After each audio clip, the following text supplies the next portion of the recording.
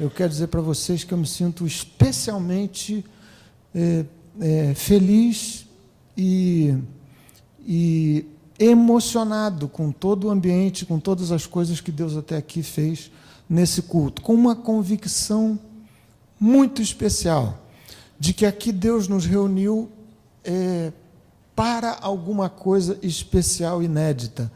Na verdade, sempre Deus faz assim, não nos permitiria reunirmos aqui para alguma coisa ociosa, vazia, que não tivesse maior sentido ou valor.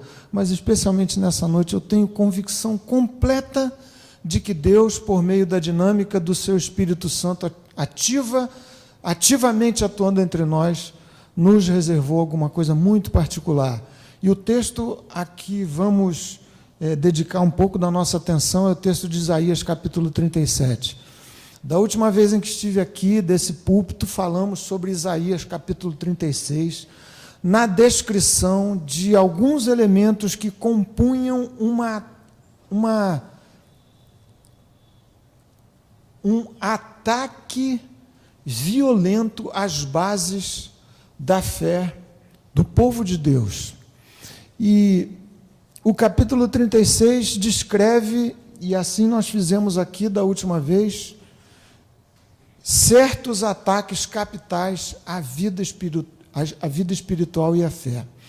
O capítulo 37, de que vamos ler alguns versículos, trata do que no meu coração se parece com a anatomia de uma grande vitória. Você tem aqui a dissecação dos elementos que compõem uma grande vitória. E a minha convicção nessa noite é a de que Deus reuniu você, tanto quanto a mim, a nós, para que diante dele sejam colocadas questões as mais graves, que fazem parte da agenda da sua vida pessoal. E que nessa noite, por força de uma intervenção milagrosa de Deus, haverão de receber dele uma resposta, uma direção, uma solução específica, especial, configurando uma grande vitória.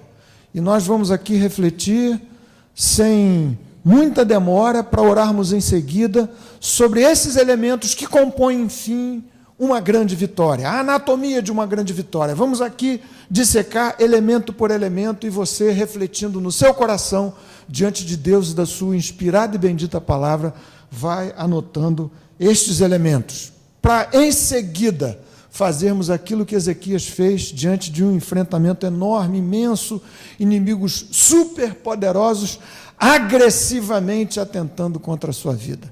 Isaías, capítulo 37, você se coloque, por favor, outra vez de pé.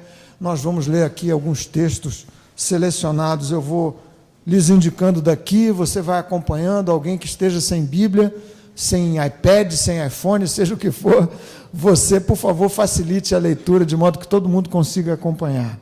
O texto diz assim, a partir do verso 1, é a resposta, a reação de Ezequias àqueles super agressivos ataques que lhe tinham sido destinados ou enviados da parte do rei da Síria, rei Senaqueribe.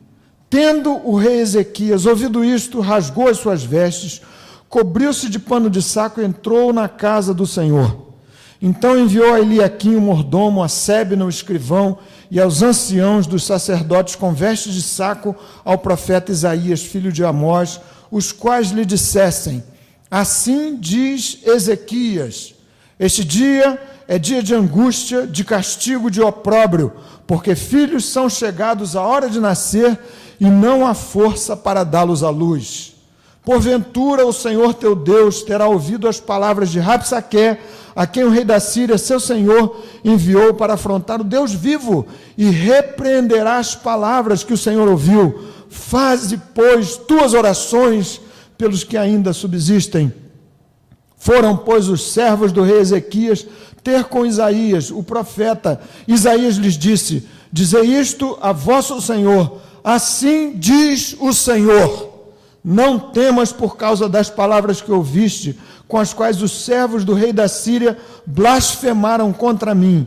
Eis que meterei nele um espírito, e ele ao ouvir certo rumor, voltará para a sua terra, e nela eu farei cair morto a espada. E o texto prossegue para descrever os elementos que acabaram por compor uma extraordinária, uma espetacular, uma grande vitória. Verso 14. Tendo Ezequias recebido a carta das mãos dos mensageiros, porque aqueles inimigos insistiram nos ataques superagressivos, leu-a então, subiu à casa do Senhor, estendeu-a perante o Senhor e orou ao Senhor, dizendo: vejam que comovente, que maravilhosa oração.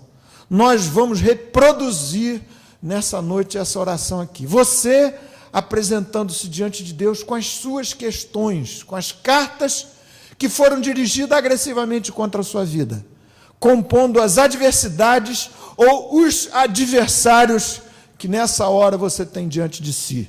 Assim orou Ezequias: ó Senhor dos exércitos, Deus de Israel, que estás entronizado acima dos querubins, tu somente és o Deus de todos os reinos da terra. Tu fizestes os céus e a terra. Inclina, ó Senhor, os ouvidos e ouve. Abre, Senhor, os olhos e vê.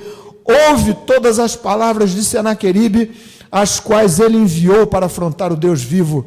Verdade é, Senhor, que os reis da Síria assolaram todos os países e suas terras, e lançaram no fogo os deuses deles, porque deuses não eram, senão obra de mãos de homens, madeira e pedra, por isso os destruíram.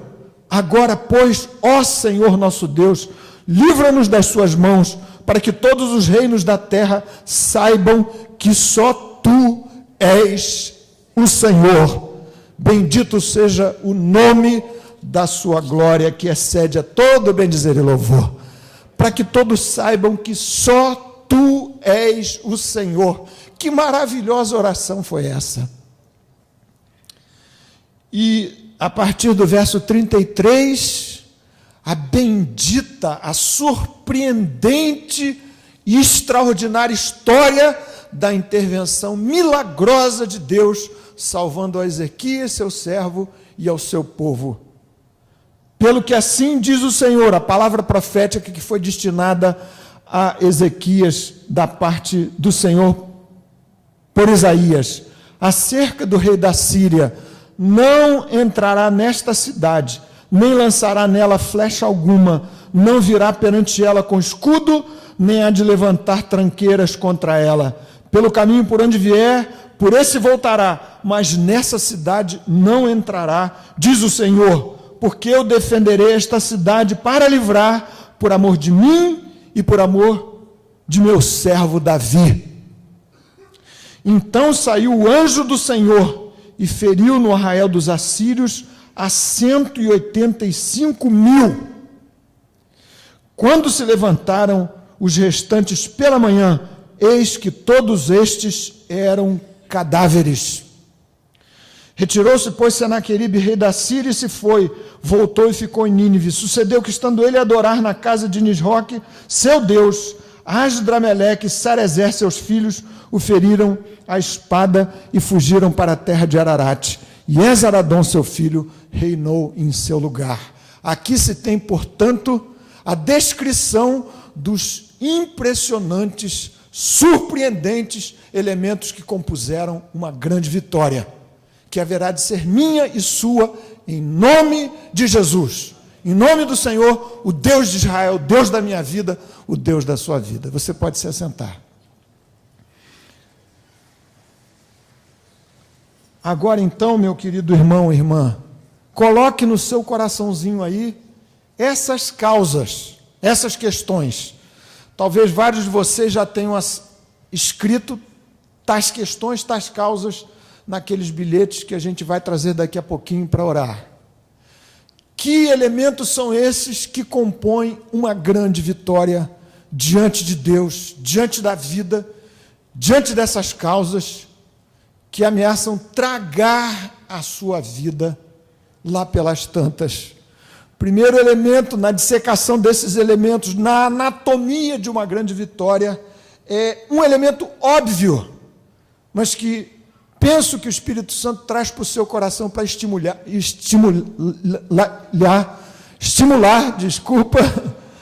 a sua fé. Olha, meu irmão, minha irmã, toda grande vitória é sempre precedida por um grande enfrentamento.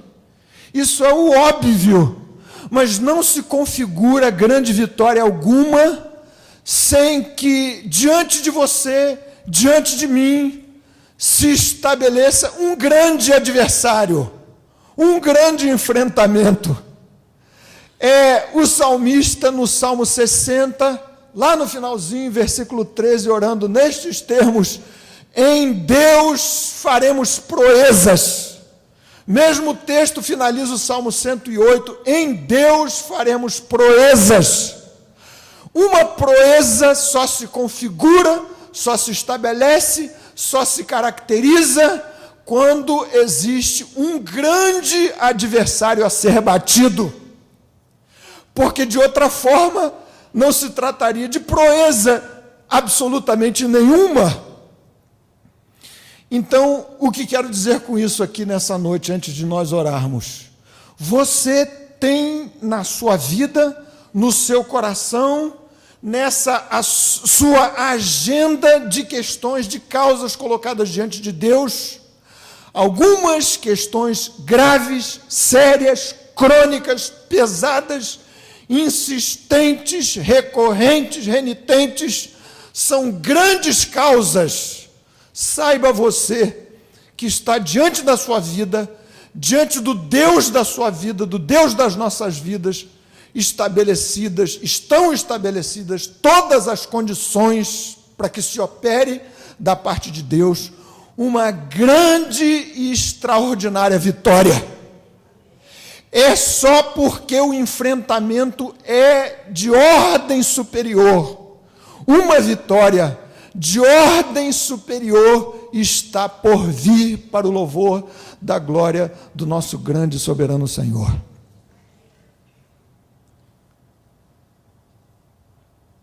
Mas a anatomia da vitória nos permite também separar, dissecar um outro glorioso elemento. Uma grande vitória é sempre o resultado direto de uma atitude de vencedor, de quem, diante de um grande enfrentamento, muito maior do que si, foi se exaurindo, coração se enfraquecendo, mas ainda assim, o homem de Deus, a mulher de Deus, diante do grande inimigo, da grande adversidade, da situação cronicamente estabelecida contra a sua vida, se apresentando como um grande vencedor. Foi assim que o rei Ezequias se pôs diante da vida, diante do seu povo, ameaçado, diante da sua cidade querida, diante de Deus e diante dos inimigos. Se você ler o mesmo texto, o mesmo quadro, em outras linhas, registrado no segundo livro das Crônicas, no capítulo 32, do versículo 5 ao versículo 8, que você não precisa abrir agora, mas registre aí no seu caderno, na sua Bíblia, você vai ver que atitude, que disposição maravilhosa de vitória. Aqui no texto que nós acabamos de ler, Isaías capítulo 37, lá estão Ezequias e os seus mais íntimos amigos que compunham o núcleo duro do seu reino, por assim dizer, super abatidos com aquelas ameaças graves e que se repetiam. Pano de saco e cinza, coração prostrado diante de Deus, sofrendo as dores daquela condição difícil, mas Ezequias ainda assim mantendo a mentalidade do vencedor. E ele, diante do seu povo, segundo o livro das Crônicas, capítulo 32, disse exatamente assim: porque há conosco maior do que o que está com ele está o braço de carne, mas conosco o Senhor nosso Deus, para nos ajudar e para guerrear as nossas guerras. Que declaração maravilhosa! No meio da luta, no meio do drama, no meio da pressão, mas conservando pelo Espírito de Deus a atitude e a disposição de um grande vencedor. Você e eu, nós que somos igreja de Jesus, comprados pelo preço do seu sangue, temos que viver assim, uma estranha, não arrogante, lúcida atitude de quem marcha diante da vida, diante das adversidades graves e sérias que se interpõem entre você e os céus, mas nutrindo esta mentalidade bendita de quem marcha para vencer. É Paulo, depois de fazer referência às graves pressões que a sua vida própria enfrentava no exercício do seu ministério, dizendo: eu passei por tantas coisas, perigos, dores, dramas, pressão de todo jeito. Romanos capítulo 8, versículo 31, você se lembra? Em todas estas coisas, porém, somos mais do que vencedores. Verso 37 de Romanos capítulo 8. No verso 31 do mesmo capítulo, diz ele: ora, quem intentará acusação contra os eleitos de Deus? É Cristo quem o justifica.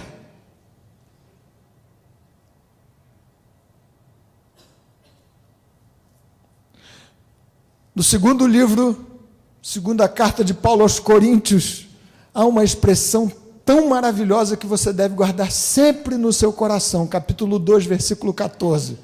Diz Paulo assim: graças a Deus, porque em Cristo sempre nos conduz em triunfo.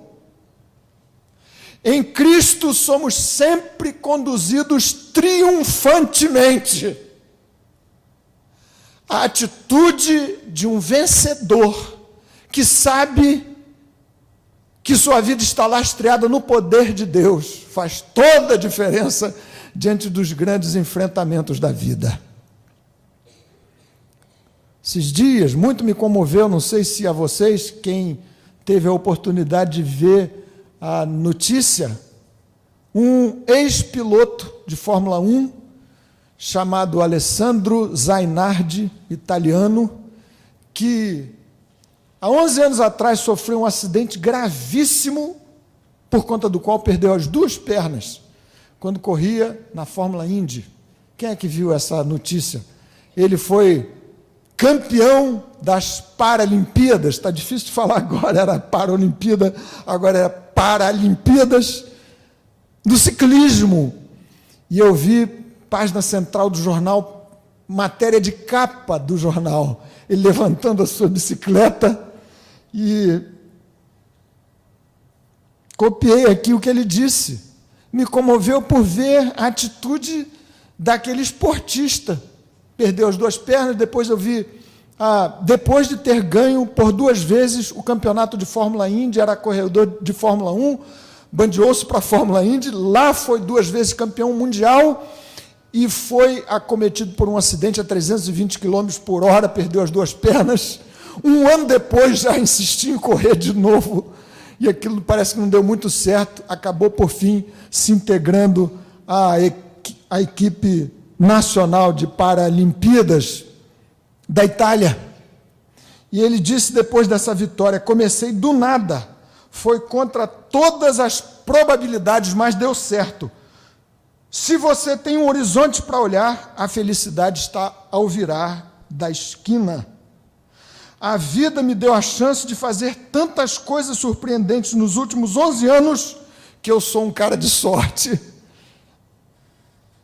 Essa é a grande realização, uma das maiores de minha vida. Se nessas circunstâncias um esportista pensa assim, pode se conduzir assim, o que é que se pode dizer de um homem, de uma mulher de Deus, cheios nós do Espírito Santo, Qual é a atitude que cabe no nosso coração? Não é outra, senão a maravilhosa, gloriosa doxologia, descrição bendita do Deus Todo-Poderoso, do Cordeiro bendito que aparece no texto de Apocalipse, capítulo 6. Diz João: e eis, vi um cavalo branco, e o seu cavaleiro com o arco, foi-lhe dado uma coroa, e ele veio vencendo e para vencer. Louvado seja o nome do Senhor. Este Deus querido, que marcha, que combate as nossas guerras, tal como orou Ezequias. Com ele está o braço de carne, conosco está o braço do Senhor. E o texto de João é super redundante. Vejo um cavalo branco e nele um cavaleiro. Era a descrição, a visão do próprio Jesus vencedor. E ele cavalga e ele marcha vencendo e para vencer. As minhas lutas, as suas lutas, as minhas guerras, aliás, não me pertencem, dado que sou de Jesus. Desde que você se entregou a Ele, toda a sua agenda, toda a sua vida, todas as suas cargas se transpuseram para os ombros largos do Senhor. A anatomia da vitória indica ainda que uma grande vitória é, muitas vezes, o clímax, o ponto culminante de uma sucessão de pequenas, e aqui boto grandes e grossas aspas nessas pequenas, nesse termo pequenas, vitórias parciais. Lá pelas tantas, você que vai colocar diante da oração aqui, diante do altar do Senhor, essa grande causa, precisa compreender que a grande esperada vitória pode já estar a caminho, certamente o está, como a construção parcimoniosa, mas bendita, mas maravilhosa, de sucessivas vitórias parciais.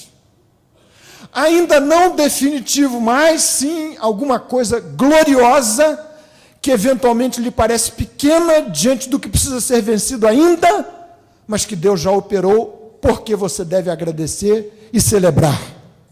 Foi assim com Ezequias. Depois você lê o texto todo, disseque o texto com maiores detalhes, vai perceber que os adversários avançaram muito, mas Deus não permitiu que caísse a grande Jerusalém. A capital foi preservada, inexpugnável. E o profeta Isaías disse exatamente isso: esta cidade não vai cair. E antes da vitória final, já tinha Ezequias e o seu povo colhido uma grande, extraordinária vitória parcial. Deus protegeu o centro nervoso daquele reino, assim como tem protegido áreas nevrálgicas, supersensíveis da sua vida, da sua casa, da sua família, do seu coração, da sua fé. E a vitória parcial prosseguiu construindo a grande vitória na experiência desse povo e do rei Ezequias, quando ele recebeu uma palavra profética que levantou o ânimo do seu povo querido. A palavra profética, por assim dizer, já era uma gloriosa vitória. Quando você entra nesse lugar e nós aqui nos ajoelhamos e oramos em nome de Jesus, alguma coisa surpreendente, milagrosa acontece. Os alicerces da nossa vida se movimentando, as águas do Espírito Santo correndo no nosso coração, no nosso interior. Esta bendita experiência já por si configura uma grande, extraordinária vitória.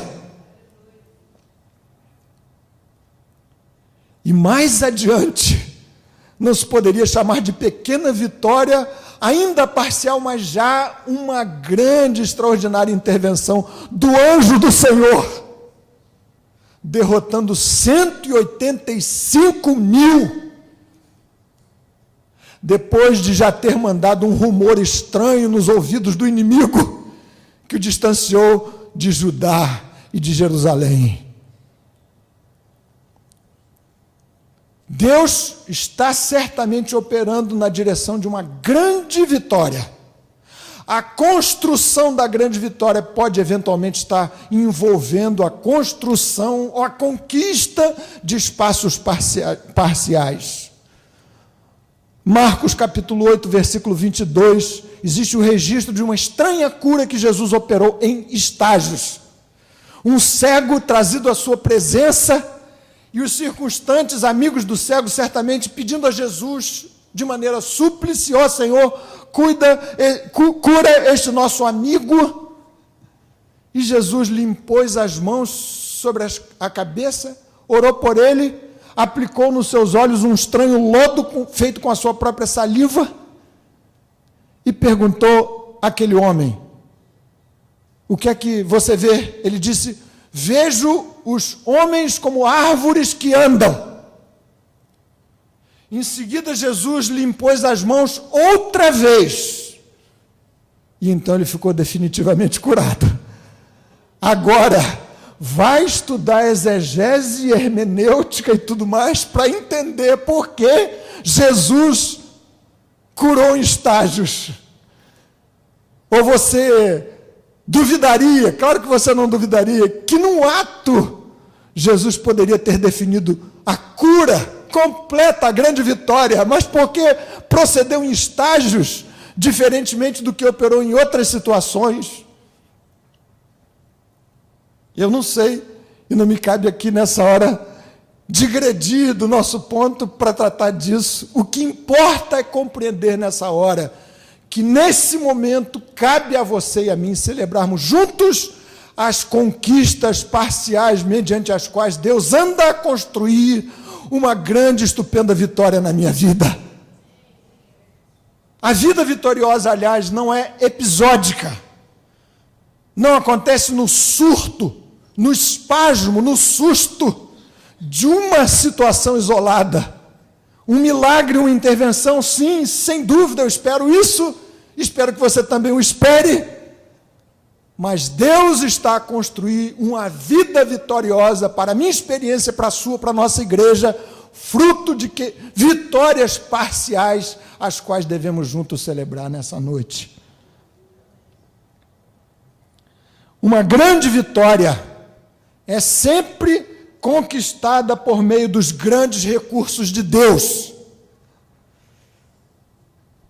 Você, diante da causa que vamos colocar agora em oração diante do Senhor, vai se olhar e vai se perceber ou se aperceber muito menor do que o grande enfrentamento.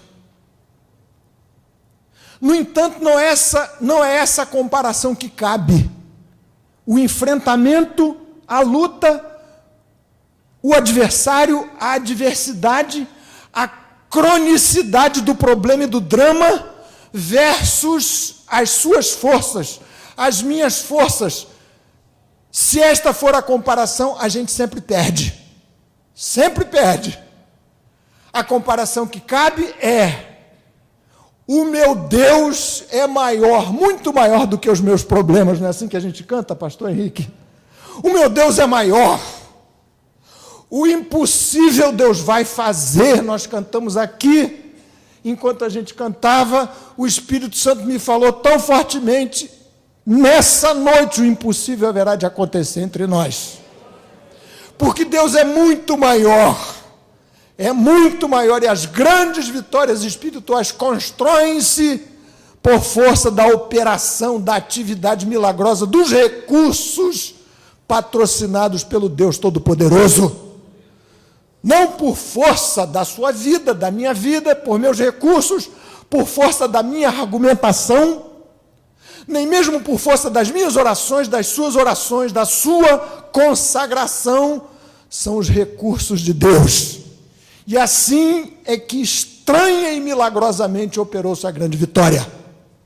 Um rumor espantando o inimigo, o anjo do Senhor intervindo em pessoa, E essa é a promessa de Deus para o meu coração e para o seu coração. O cerco está cerrado, fechado, apertado, pressionando sua alma, pressionando sua vida. Oh, meu Deus, a grande vitória está a caminho. Porque o enfrentamento é graúdo, é de primeira grandeza, é muito grande.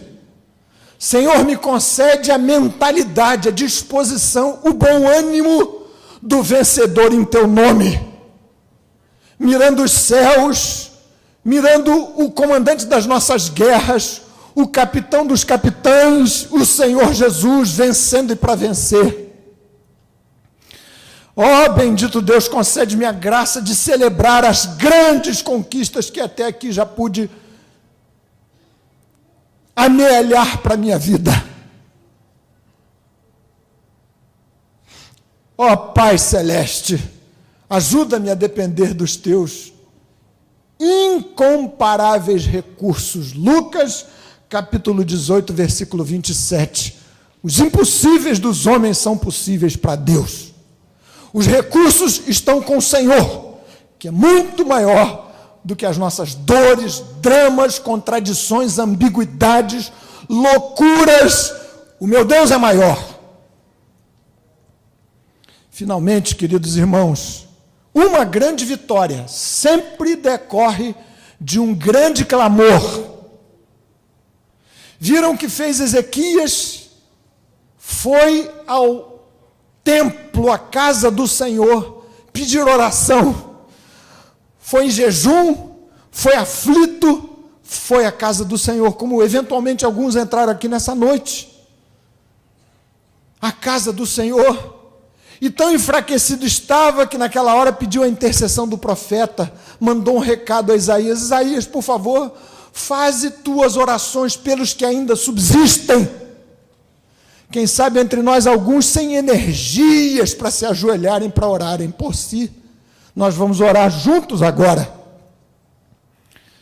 E mais adiante, depois de ter sido outra vez ameaçado com uma missiva, uma carta abusada, desaforada do adversário, Senaqueribe, o que fez Ezequias? Pegou aquelas cartas e com elas entrou no templo do Senhor, na casa do Senhor, e colocou tudo aquilo diante de Deus.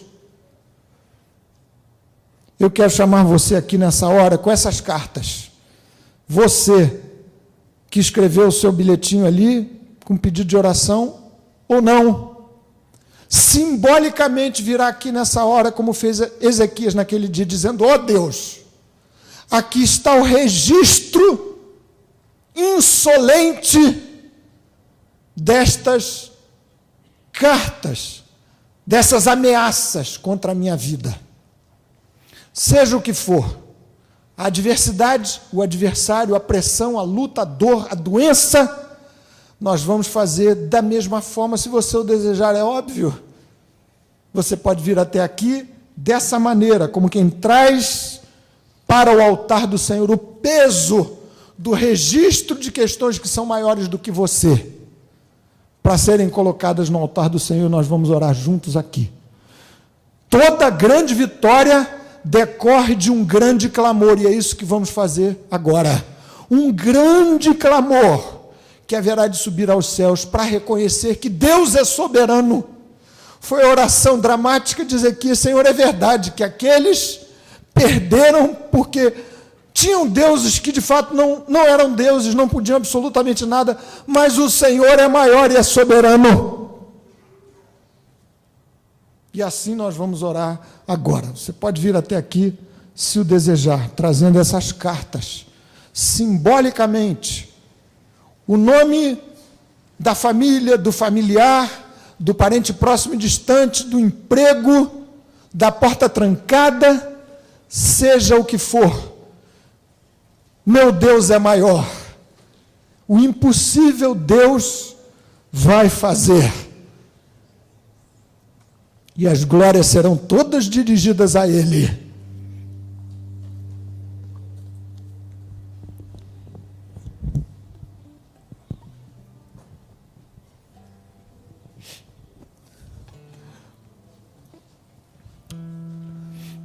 Vamos orar. Se você estiver aí no seu lugarzinho, pudesse ajoelhar, se desejar fazê-lo assim. Aqui estamos juntos, unânimes, como naquele dia, naqueles dias difíceis, Ezequias fez com seus amigos de oração, de jejum, de súplicas.